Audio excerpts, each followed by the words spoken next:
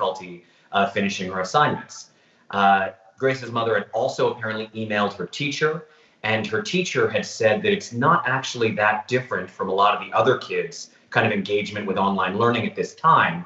But the real kind of distinguishing characteristic here is that because of some of the work that Grace's family had done with a caseworker in the past, she was currently on probation, or she was on probation at that time.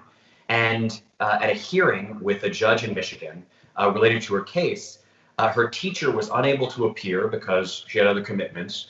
And the caseworker reported to the judge that Grace was unable to finish her assignments and unable to kind of attend school exactly as was kind of required.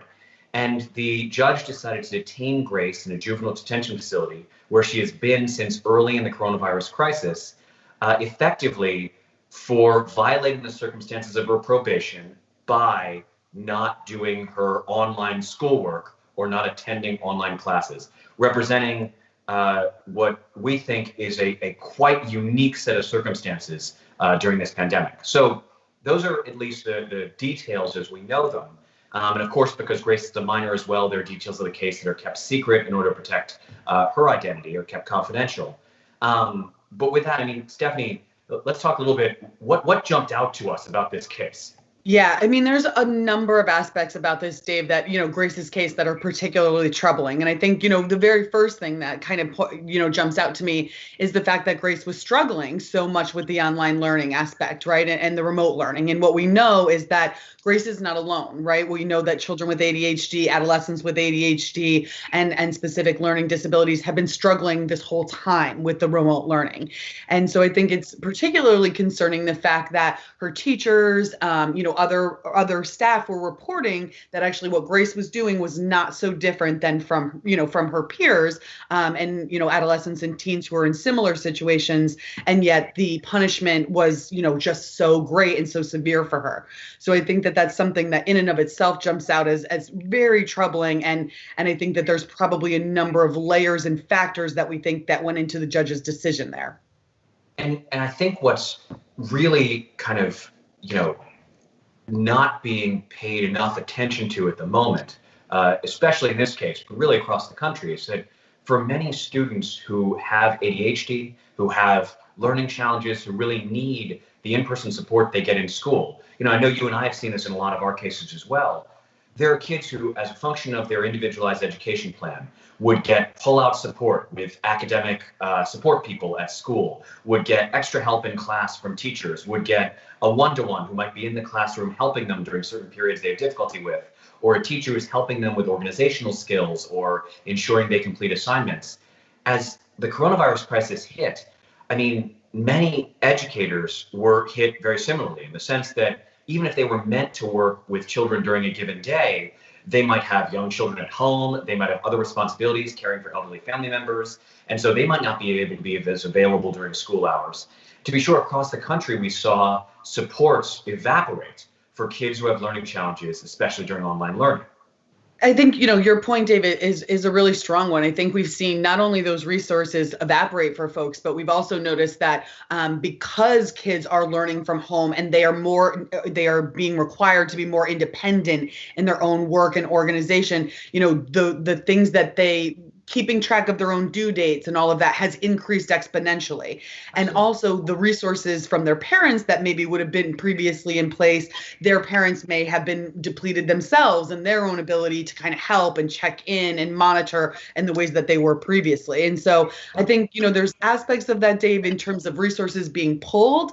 I think the other thing is that the messaging here in terms of instead of giving more resources and more supports, kind of taking away the learning, right? And taking away that support. I think, there's been some direct contact from Grace who says, I'm falling further behind, right? I'm getting further behind this whole time that I'm away. And so I think that what we know about suspensions and, any type of punishment that really is designed to keep kids out of the classroom and keep them away from those resources, often we find that those are not just ineffective, but really cause kids to be spiraling and unraveling even further.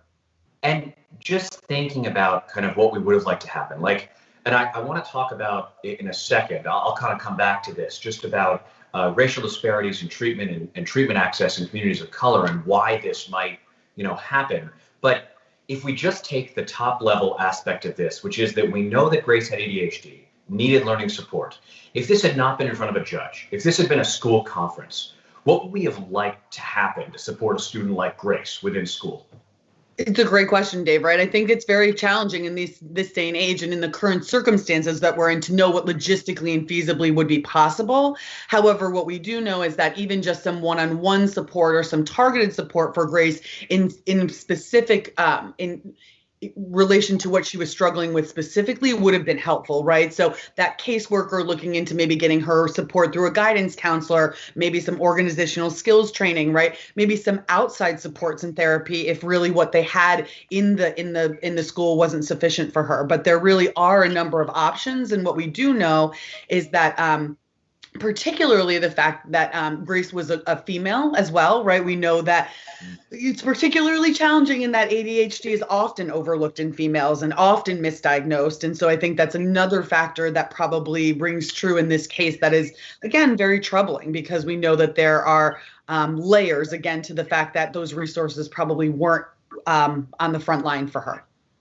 I think that, that's an important point just on the notion of kind of what systemic biases were involved in this case, in the sense that we already know that just on a basic level, kids with ADHD, it's often not seen as a real thing. It's seen as they need to try harder when in fact it's a brain-based mental health disorder that really requires significant support. Then you highlighted the fact that she's a female, which because ADHD symptoms are often overlooked in females because it's not thought of as being as consistent with a kind of gender role, there's this sense that either if a female is not performing well in school, it's probably anxiety or depression, which could be misdiagnosed, or that ADHD can't affect this particular population, or it's not something that fits. I think the other factor that we need to unpack is the racial factor in this case. And that is that, when we look at communities of color across the country and access to treatment, it is, in communities of color, there's often a dearth or a lack of psychologists and social workers who provide interventions and support for things like ADHD or who are accessible. There's a much higher frequency of police contact in the incidences of family conflict or in the incidences where mental health learning disorders affect families, a much higher incidence where a social worker might be involved for mental health issues that could otherwise be handled through outpatient services, a much higher likelihood that kids of color are referred for merely medication treatment. And this is not to say that medication treatment can't be effective for ADHD. It's a frontline treatment for ADHD. It's just that you oftentimes need additional support. So even if you're taking a medicine, you need help with developing organizational skills or organizing your schoolwork or being able to keep on top of different ways of studying for assignments or making sure that you're on time to classes and coming up with strategies to figure that out. Medication alone is not a solution. And we know that in communities of color, those types of support services are lacking. So what we know is that Grace's situation is not unique for communities of color, and unfortunately is something that informs or really contributes to a school to prison pipeline in lieu of access to mental health services.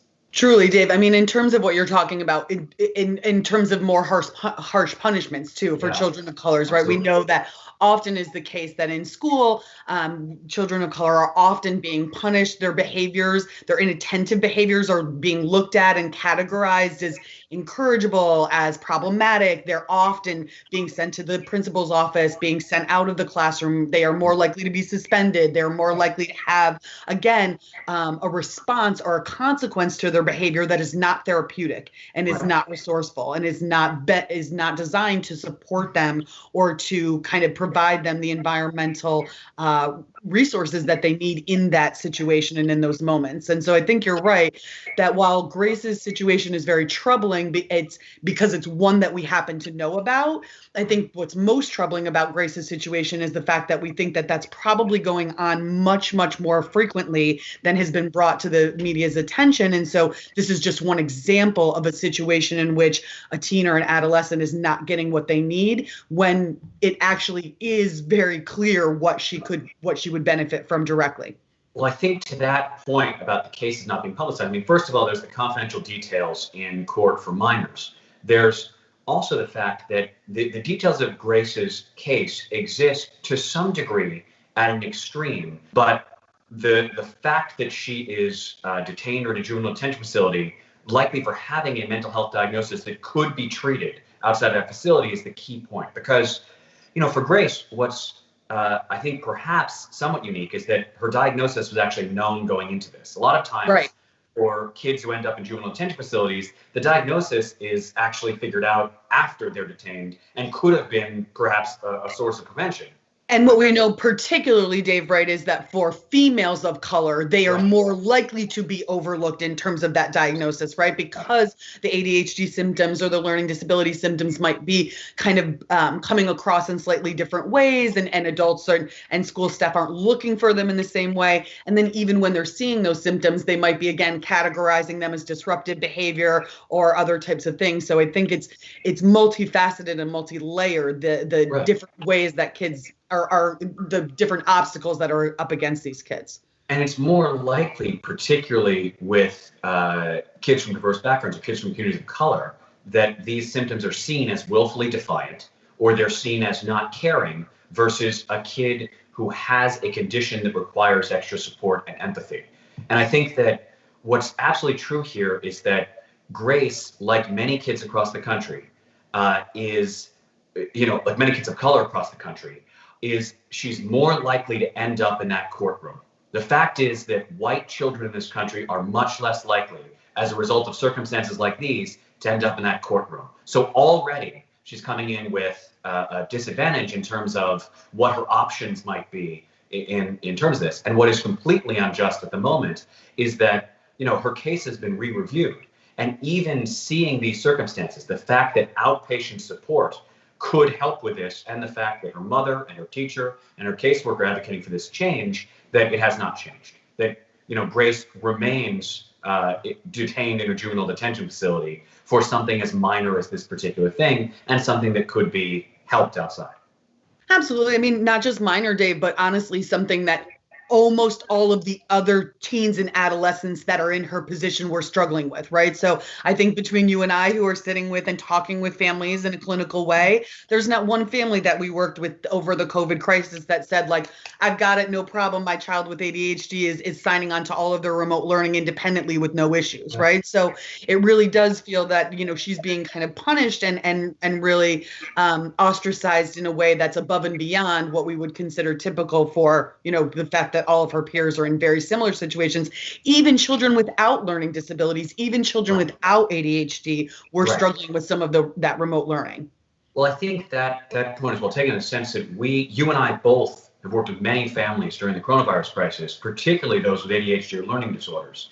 And, we see the circumstances of Grace's case reflected in so many of the families we work with, and every circumstance, in the sense that we know many families who've had significant conflict between a single parent and a child, where there's some difficulties there, where there are fights that have gotten very much out of hand. The difference is that, many of those families may not have had police contact as a result of those conflicts. They may not have had a social worker assigned as a result of those conflicts. And at the same time, may not have had a level of scrutiny on, say, the kids, attendance or performance in school as a function of a probation. So I think that the reality is we've seen lots of kids have difficulties like Grace has had. And it's just tragic that she's not being allowed to work out these difficulties, in the context of the kind of support she truly needs. 100%. Rather than her family being flooded with support, that really was kind of, all of the supports and resources were taken from them. And that's really it is concerning. No one should be imprisoned for a treatable condition that is real, common, and treatable in this country, merely because they're in a community that doesn't have access to those services, or because they were more likely to have police contact, or because the effects of kind of racism during a pandemic are the reasons why they might land there. I agree, Dave. I think that, that's why we wanted to make sure that we had this important discussion today. And I know that, we within Child Mind really wanted to make sure that we took this opportunity to focus and highlight this disparity in a way that's very concerning, but also to give some folks, I think, some hope about ways that ways that we can continue to focus and target these topics, because the more that we talk about it, the more we do bring it to the forefront, the more that we kind of I think kind of dispel the myths around some of these types of things, the more that we can work towards making things more, socially just. I think our hope is that soon enough, Grace may be able to find the care and support that she needs, and then at the same time, that media stories like this one can shine a light on kids who need this across the country who perhaps don't have cases that are getting this kind of attention. Absolutely. So with that, thank you all for listening or watching today. If you're watching live or if you watch this in recording afterwards, there may be some notable links that we've included, at least in the chat. And Stephanie? Yeah, absolutely. We have some free Grace resources that we are going to drop in the chat. So we'll hope that you will all join us and kind of, again, continuing to highlight this important topic. And yeah, thanks for joining us.